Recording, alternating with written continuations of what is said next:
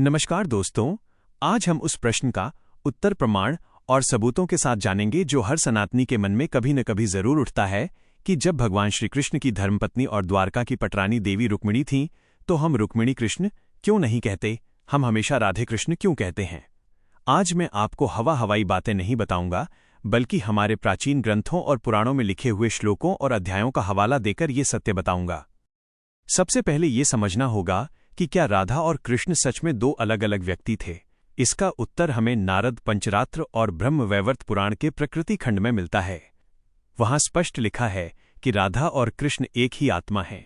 ब्रह्मवैवर्त पुराण के अनुसार सृष्टि के आरंभ में श्री कृष्ण ने अपनी ही शक्ति को दो भागों में बांटा था। उनका बायां भाग राधा बन गया और दायां भाग कृष्ण बन गया।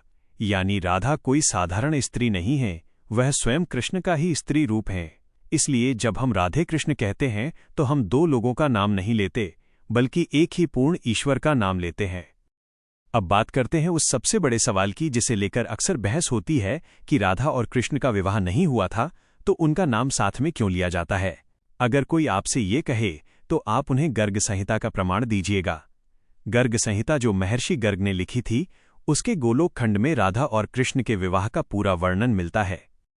गर्ग संहिता के अनुसार वृंदावन के पास भांडीरवन में स्वयं सृष्टि के रचयिता ब्रह्मा जी पुरोहित बने थे और उन्होंने अग्नि को साक्षी मानकर राधा और कृष्ण का विवाह करवाया था।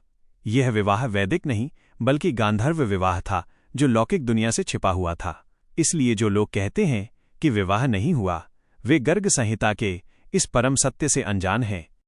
अब सवाल ये आता है कि अगर विवाह हुआ था और वे एक ही थे, तो फिर दुनिया की नज़रों में वे अलग क्यों हुए और रुक्मिणी जी से विवाह क्यों हुआ।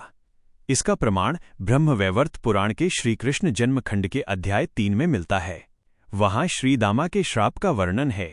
श्रीकृष्ण के पार्षद श्रीदामा ने राधा जी को श्राप दिया था कि आपको पृथ्वी पर जन्म लेना होगा और 100 वर्षों तक अपने प्रियतम कृष्ण से अलग रहने का वियोग सहना पड़ेगा। इसी श्राप को सत्य करने के लिए और समाज में धर्म की मर्यादा स्थापित करने के लिए श्रीकृष्ण ने रुक्मिणी जी से विवाह किया। रुक्मिणी जी के विवाह का प्रमाण हमें श्रीमद् भागवत महापुराण के 10वें स्कंध में मिलता है।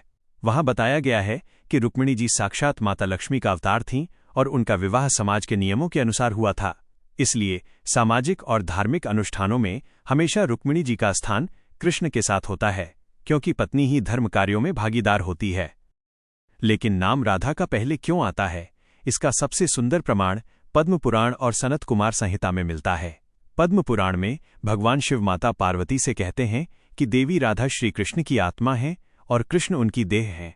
जैसे शरीर के बिना आत्मा रह सकती है, लेकिन आत्मा के बिना शरीर का कोई मोल नहीं होता, वैसे ही राधा के बिना कृष्ण अपूर्ण है। देवी भागवत पुराण में भी कहा गया है कि कृष्ण की आराधना तब तक स्वीकार नहीं होती जब तक भक्त पहले राधा की आराधना न कर ले, क्योंकि राधा भक्ति और प्रेम की सर्वोच्च शक्ति हैं। कृष्ण जगत के स्वामी है, लेकिन राधा कृष्ण की स्वामिनी है। भगवान अपने भक्त और अपने प्रेम के अधीन होते हैं।